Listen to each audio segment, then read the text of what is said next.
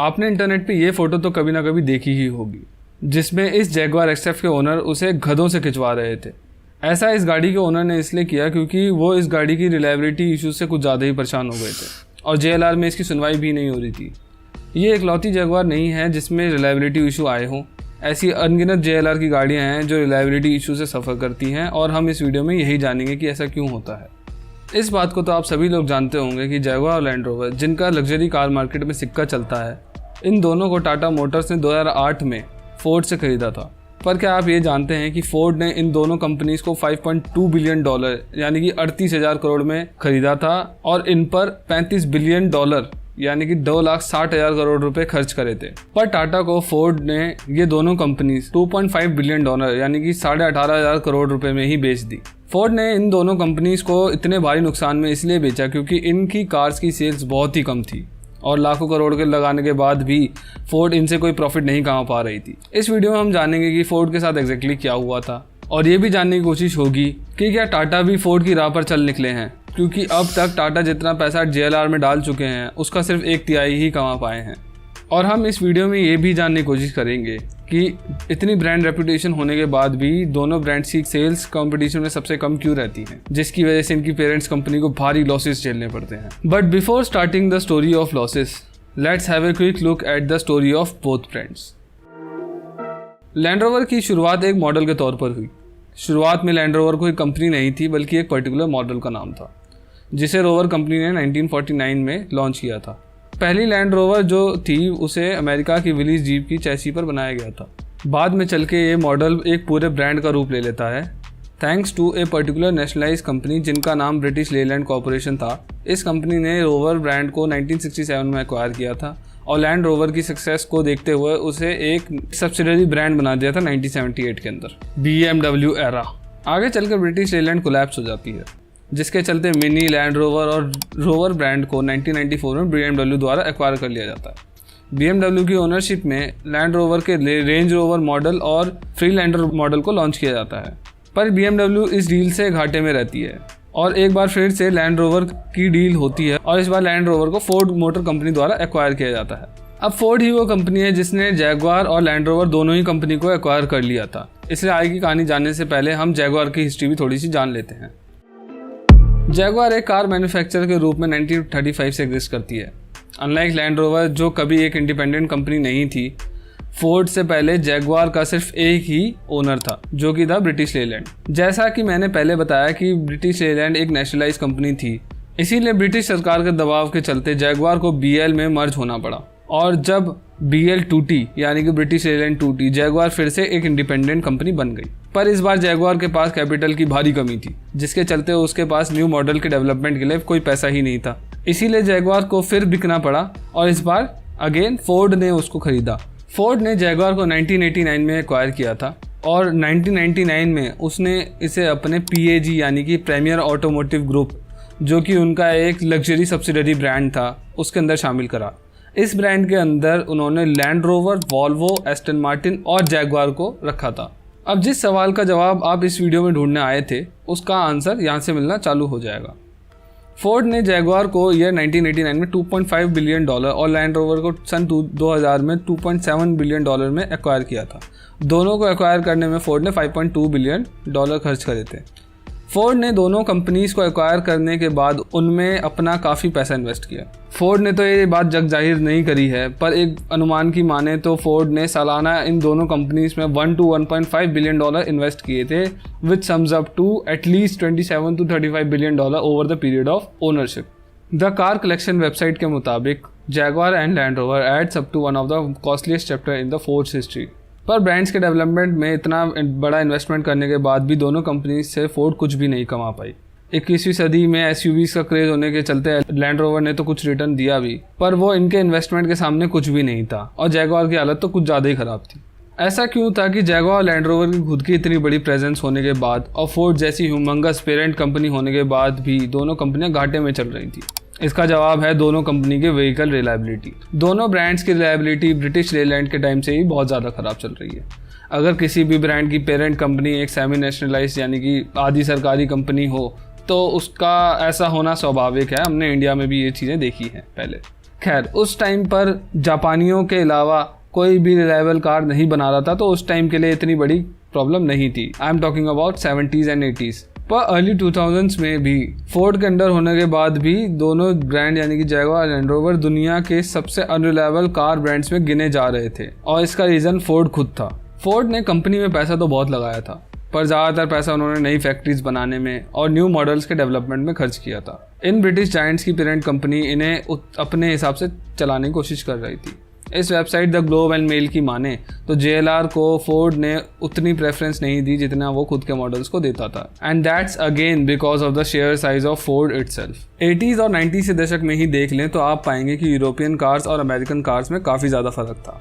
उस टाइम तक भी फोर्ड की कई सेडान जैसे कि crown Victoria ladder frame chassis का इस्तेमाल कर रही थी, जबकि ऑलमोस्ट सारी यूरोपियन कार्स में यूनिबॉडी डिज़ाइन आता था। फोर्ड की ऑलमोस्ट हर कार में 4 लीटर या उससे बड़ा नेचुरली एस्पिरेटेड इंजन आता था। वहीं अगर हम यूरोपियन कार्स को देखें तो उन्होंने छोटे टर्बोचार्ज इंजन का इस्तेमाल चालू कर दिया था उस एरा में भी। इन कुछ बातों से समझ आता है कि European cars were much advance than American ones, और अमेरिकन ब्रांड की एक्सपर्टीज इन टाइप की लग्जरी कार्स बनाने में या इन टाइप के इंजन्स बनाने में भी नहीं थी। American luxury had some other means to it, at least at that era. इसके अलावा जो भी नई टेक्नोलॉजी मार्केट में आती है वो इन टाइप की कार्स में सबसे पहले आती है, as they need to justify their price tag. और क्योंकि टेक्नोलॉजी नहीं होती है, इनके इनिशियल वर्जन्स के फेल होने के चांसेस बहुत ज़्यादा होते हैं। इन सब बातों को समझते हुए भी फोर्ड ने JLR को अपने हिसाब से चलाने की कोशिश करी और इन दोनों कंपनीज के डिज़ाइन और डेवलपमेंट में इंटरवीन किया और इन्हें अपने हिसाब से बनाया। इसका एक एग्जांपल जैगुआर की X टाइप कार है, जो कि उस प्लेटफॉर्म पे बनी है जिस पर फोर्ड की मॉन्डेओ बनी थी। इस प्लेटफॉर्म को लैंड रोवर की फ्रीलैंडर में भी इस्तेमाल किया गया था फोर्ड द्वारा। लग्जरी कार बायर्स को ये बात पसंद नहीं आई कि वो एक ऐसी कार के लिए प्रीमियम अमाउंट दे रहे हैं जिसका प्लेटफॉर्म एक इकोनॉमिकल कार से निकल के आता है, और इस वजह से X टाइप हमेशा ही अपने कंपटीशन यानी कि BMW 3 सीरीज और A4 एंड C क्लास से बहुत पीछे रह गई। और अगर क्रिटिक्स की माने it was not nearly good as the competition. ऐसी ही सब गलतियों के चलते फोर्ड जैगुआर और लैंड रोवर की रिलायबिलिटी एंड डिपेंडेबिलिटी में कभी सुधार नहीं कर पाए, और अंडर जैगुआर और लैंड रोवर दोनों हमेशा ही रिलायबिलिटी चार्ट में सबसे नीचे रही, और फोर्ड को इसकी वजह से बहुत ज़्यादा नुकसान भी झेलना पड़ा। टाटा ने जब 2008 में JLR को एक्वायर किया तो फोर्ड वाली गलती नहीं दोहराई। फोर्ड की तरह JLR को अपने हिसाब से चलने पर मजबूर नहीं किया। टाटा मोटर्स ने JLR को पैसे दिए और उन्हें उनके हिसाब से बिजनेस को आगे चलाने दिया, क्योंकि टाटा के पास भी फोर्ड की तरह कोई लग्जरी कार बनाने का एक्सपीरियंस नहीं था।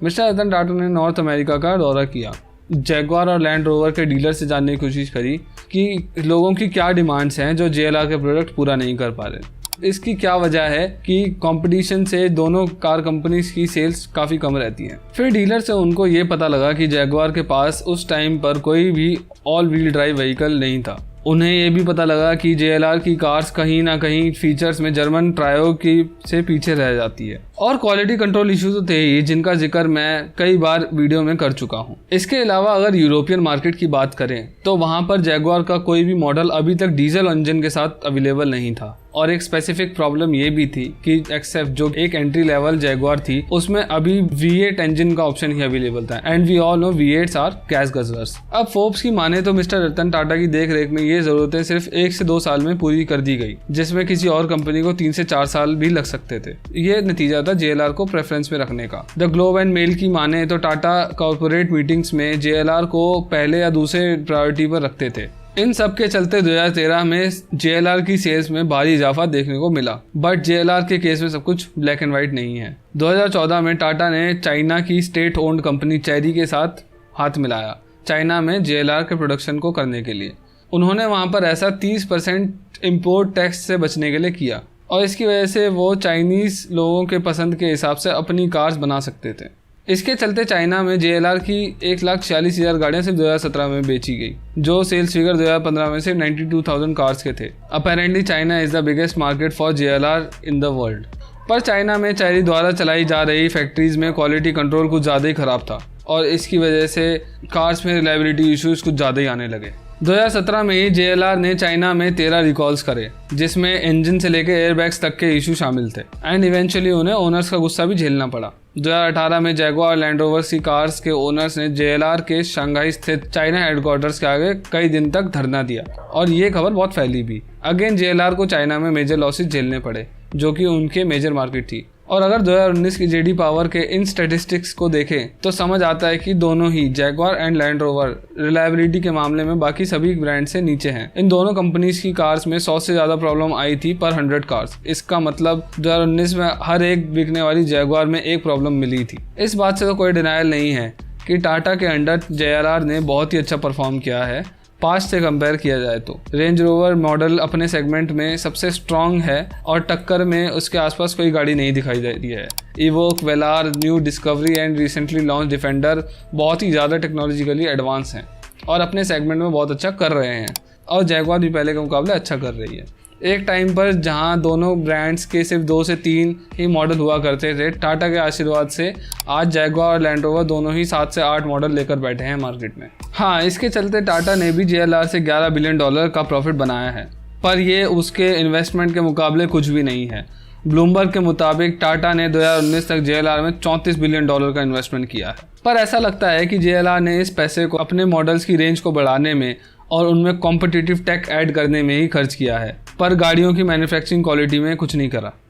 और वो हम जेडी पावर की इस 2021 की रिपोर्ट में देख सकते हैं, जिसमें लैंड रोवर में हर 100 गाड़ियों में 244 प्रॉब्लम्स मिली हैं और जैगवार में 186, यानी कि 2021 में हर गाड़ी में एवरेज 2 दिक्कतें मिली हैं, जो कि 2019 में 1 था। यानी कि पहले 1 प्रॉब्लम मिल रही थी और अब हर एक गाड़ी में 2 प्रॉब्लम मिल रही है। ये एक एवरेज है, कुछ गाड़ियों में प्रॉब्लम्स ज़्यादा भी हो सकती हैं और कुछ में कम भी हो सकती हैं।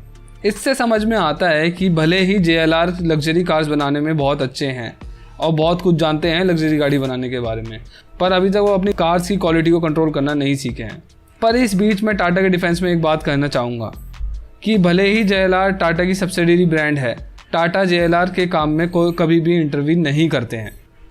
अगर हम JLR का फ्यूचर समझने की कोशिश करें तो ये समझ में आता है कि JLR अभी पीछे हटने वाले में से नहीं है, क्योंकि उसके सर पे टाटा ने हाथ रखा हुआ है। जैगवार की आईपीएस उन शुरुआती गाड़ियों में से है जो टेस्ला को कड़ी टक्कर देने में सक्षम है और उनकी लैंड रोवर डिफेंडर अभी तक की सबसे एडवांस ऑफ रोडर मानी जा रही है। नुकसान के बाद भी JLR ऐसे प्रोडक्ट सिर्फ इसलिए निकाल पा रहे हैं क्योंकि उनके सर पे टाटा ने हाथ रखा हुआ है। अगर JLR की सिचुएशन को हम एक और ब्रिटिश कंपनी एस्टन मार्टिन से कंपेयर करें, जो कि अभी इंडिपेंडेंटली रन कर रही है, तो पता लगता है कि वो बुरी तरीके से अपने कंपटीशन से पिछड़ रही है। उनके पास इतना भी कैपिटल नहीं है कि वो अपने इंजन को डेवलप कर सकें, इसलिए उन्होंने अपनी नई SUV के लिए इंजन और ट्रांसमिशन मर्सिडीज से लिए हैं। मेरा मानना है कि JLR के पास बहुत स्ट्रॉन्ग लाइनअप ऑफ कार्स हैं और अगर उनको किसी चीज़ पर काम करने की ज़रूरत है तो वो है उनका क्वालिटी कंट्रोल। एंड नोट पर यही बोलना चाहूँगा कि अगर आप के टाइम में मेरी वीडियो से कोई भी वैल्यू ऐड हुई हो तो please consider subscribing my channel और वीडियो पर कमेंट सेक्शन में अपने विचार ज़रूर छोड़कर जाएं। Thank you.